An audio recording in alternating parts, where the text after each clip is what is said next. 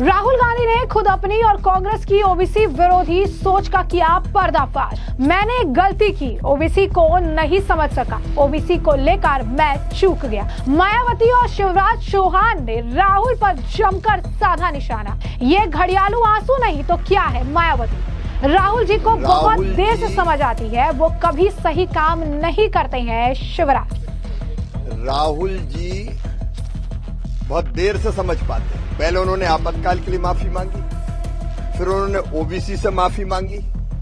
ये माफी मांगना ही उनके भाग्य में लिखा हुआ है। कांग्रेस नेता राहुल गांधी ने अपनी और अपनी पार्टी की एक गलती बताते हुए ओबीसी समाज से माफी मांगी और राहुल गांधी ने ये बात स्वीकार की कि कांग्रेस और उन्होंने व्यक्तिगत रूप से पिछड़े वर्गों के लिए उतना काम नहीं किया जितना किया जाना चाहिए था। तालकटोरा स्टेडियम में हुए भागीदारी न्याय सम्मेलन में राहुल गांधी ने कहा कि मैं 2004 से राजनीति में हूँ। अब जब पीछे देखता हूं तो पाता हूं कि आदिवासी, दलित, महिलाओं के मुद्दों पर मैंने सही काम किए, लेकिन ओबीसी वर्ग को लेकर मुझसे और कांग्रेस से गलती हुई। उन्होंने ये भी माना कि ओबीसी की चुनौतियां सतह पर दिखती नहीं है और इसीलिए उन्हें पहले गहराई से समझ नहीं पाए। उन्होंने साफ शब्दों में कहा, अगर उन्हें ओबीसी की समस्याएं पहले समझ में आई होती तो वो बहुत पहले जातिगत जनगणना करवा देते। साथ ही ये भी जोड़ा कि अब वे इस ऐतिहासिक गलती को सुधारने के लिए तैयार है। अब राहुल गांधी के इसी बयान पर बीजेपी और साथ ही साथ मायावती ने उन पर जमकर निशाना साधा है। तरफ बहुजन समाज पार्टी की राष्ट्रीय अध्यक्ष मायावती तो दूसरी तरफ शिवराज सिंह चौहान ने राहुल गांधी पे जमकर निशाना साधा है। बसपा की राष्ट्रीय अध्यक्ष मायावती ने सोशल मीडिया पर पोस्ट कर राहुल गांधी के बयान पर प्रतिक्रिया देते हुए कहा कि यह स्वीकार करना कि पिछड़े समाज को उनका हक दिलाने में कांग्रेस खड़ी नहीं उतरी, ये कोई नई बात नहीं है, बल्कि ये दिल में कुछ और जुबान पर कुछ जैसी स्वार्थ की राजनीति ज्यादा लगती है। बसपा प्रमुख मायावती ने लिखा कि लोकसभा में नेता प्रतिपक्ष द्वारा ये स्वीकार कर लेना कि देश में विशाल आबादी वाले अन्य पिछड़े वर्ग यानी ओबीसी समाज के लोगों की राजनीतिक और आर्थिक आशा, आकांक्षा और आरक्षण सहित उन्हें उनका संवैधानिक हक दिलाने के मामले में कांग्रेस पार्टी खरी और विश्वास पात्र नहीं रही, कोई नई बात नहीं है, बल्कि ये दिल में कुछ और जुबान पर कुछ जैसी स्वार्थ की राजनीति ज्यादा लगती है। वास्तव में उनका ये बयान उसी तरह से जगजाहिर है जैसा कि देश के करोड़ों शोषित, वंचित, उपेक्षित एससी एसटी समाज के प्रति कांग्रेस पार्टी का ऐसा ही दुखद और दुर्भाग्यपूर्ण रवैया लगातार रहा और जिस कारण इन वर्गों के लोगों को फिर अत्यंत अपने आत्मसम्मान और स्वाभिमान तथा अपने पैरों पर खड़े होने की ललक के कारण अलग से अपनी पार्टी बहुजन समाज पार्टी यहाँ बनानी पड़ी। मायावती ने लिखा कि कुल मिलाकर इसके परिणाम स्वरूप कांग्रेस पार्टी यूपी सहित देश के प्रमुख राज्यों की सत्ता से लगातार बाहर है और अब सत्ता गंवाने के बाद इन्हें इन वर्गों की याद आने लगी है जिसे इनकी नीयत और नीति में हमेशा खोट रहने की वजह से घड़ियालू आंसू नहीं तो और क्या कहा जाएगा। जबकि वर्तमान हालत में बीजेपी के एनडीए का भी इन वर्गों के प्रति दोहरे चरित्र वाला ये चाल ढाल लगता है।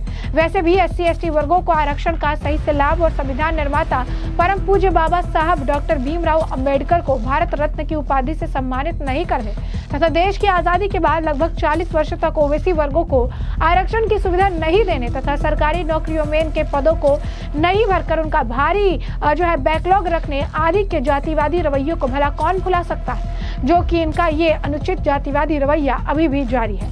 मायावती आगे लिखती हैं कि इतना ही नहीं बल्कि इन सभी जातिवादी पार्टियों ने आपस में मिलकर एससी एसटी और ओबीसी आरक्षण को किसी न किसी बहाने से एक प्रकार से निष्क्रिय और निष्प्रभावी बना दिया है। इस प्रकार दलित, आदिवासी और अन्य पिछड़े इस बहुजन समाज को सामाजिक, राजनीतिक और आर्थिक तौर पर गुलाम और लाचार बनाए रखने के मामले में सभी जातिवादी पार्टियां हमेशा से एक ही थाली के चट्टे बट्टे रहे, जबकि अंबेडकरवादी पार्टी बीएसपी सदा ही इन वर्गों की सच्ची हितैषी रही है। यूपी में 4 बार बीएसपी के नेतृत्व रही सरकार में सर्व समाज के गरीब मजलूमों के साथ साथ बहुजन समाज के सभी लोगों के जान, मान और मजहब की सुरक्षा और सम्मान तथा उसके हित और कल्याण की भी पूरी गारंटी रही है। मायावती ने आगे लिखा कि देश के बहुजन का हित केवल बीएसपी की आयरन गारंटी में ही निहित है, अतः खासकर दलित, आदिवासी और अन्य पिछड़े वर्गों के लोग, खासकर कांग्रेस, सपा आदि इन विरोधी पार्टियों लोगों के किसी भी बहकावे में नहीं आए। यही उनकी दुख शांति और समृद्धि हेतु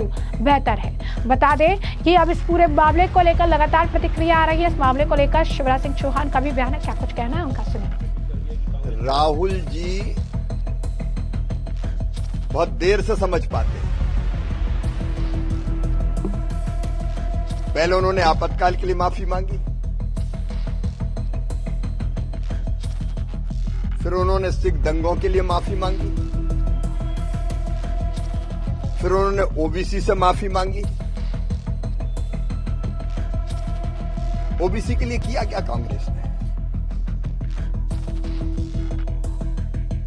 कांग्रेस बताए कि मंडल आयोग की रिपोर्ट को ठंडे बस्ते में किसने डाला था? ओबीसी के कल्याण के हर संभव कदम को कुचलने का काम कांग्रेस ने किया और बाद में माफी मांगते हैं। राफेल के एक मामले में भी माफी मांगी और अभी जो राहुल गांधी कर रहे हैं उसके लिए 10 साल बाद फिर माफी मांगेंगे। वो ठीक कभी करते ही नहीं है और 10 साल बाद माफी मांगते हैं। ये माफी मांगना ही उनके भाग्य में लिखा हुआ है। तो जैसा कि आपने सुना, उन्होंने कहा कि राहुल गांधी को हर बात देर से समझ आती है। वो कोई भी काम सही तरीके से नहीं करते हैं।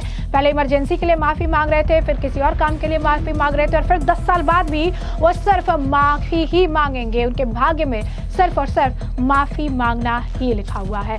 वहीं आपको बता दें कि राहुल गांधी के इस बयान को लेकर, जिसमें उन्होंने साफ तौर पर माना कि ओबीसी के लिए वो काम नहीं कर पाए, इस मामले को लेकर बीजेपी नेता शाहनवाज हुसैन ने भी राहुल गांधी पर जमकर निशाना साधा। क्या कुछ कहा उन्होंने, सुनिए। राहुल गांधी ने ये कबूल किया है, ये स्वीकार किया है कि जब यूपीए हुकूमत में थी या कांग्रेस ने जब भी हुकूमत किया है, देश पर शासन किया है, तब वो पिछड़ों की उपेक्षा किए और राहुल गांधी को देर से ज्ञान आता है। अब कह रहे हैं कि नहीं, अगर हमें मालूम होता। अरे मालूम क्यों नहीं था? आपको मालूम था कि मंडल कमीशन का विरोध राजीव गांधी ने किया। मंडल कमीशन के खिलाफ वो पार्लियामेंट के फ्लोर पर बोले, ये देश को मालूम है। और मंडल कमीशन के खिलाफ जो आंदोलन हुआ उसमें कांग्रेसी शामिल थे। आज जब जातीय जनगणना कास्ट सेंसस नरेंद्र मोदी जी करा रहे हैं तो बड़ी लंबी लंबी बात राहुल गांधी कर रहे हैं और ये भी स्वीकार कर रहे हैं कि उनको देर से अकल आती है ओबीसी के बारे में। तो जैसे कि आपने सुना, उन्होंने कहा कि कांग्रेस को सिर्फ और सिर्फ माफी मांगनी आती है, उसके अलावा उन्हें कुछ भी नहीं आता है। उन्हें माफी मांगनी चाहिए क्योंकि मंडल आयोग की सिफारिशों को जब लागू करने की बात हुई थी, उस वक्त भी किस तरीके से कांग्रेस के वरिष्ठ नेताओं ने इसका विरोध किया था। कैसे ओबीसी को आरक्षण देने का जब फैसला हुआ था तब राजीव गांधी ने इसका जो है विरोध किया था। कैसे उन्होंने इतना लंबा चौड़ा स्पीच इसी के विरोध में जो है दिया था। राहुल गांधी को इसे लेकर जो है सोचना चाहिए। वो इस मामले को लेकर बीजेपी के नेता तरुण चुग का भी बयान है, क्या कुछ कह रही है तरुण चुग भी सुनिए। कांग्रेस पार्टी और गांधी नेहरू परिवार ने 70 साल 4 पीढ़ियों तक वंचितों को उनके अधिकारों से दूर रखा। राहुल गांधी द्वारा अब इस प्रकार की बात करना सिर्फ उनके बुरे कर्मों और अपने पाप धोने की साजिश है, पश्चाताप नहीं। राहुल गांधी जी, आपके पिता श्री राजीव गांधी जी ने देश की सदन पे पटल पर वंचितों को मिलने वाले अधिकारों के खिलाफ स्टैंड भी लिया था और अपना सबसे लंबा भाषण भी दिया था। 1990 में वंचितों को मिले अधिकारों का विरोध।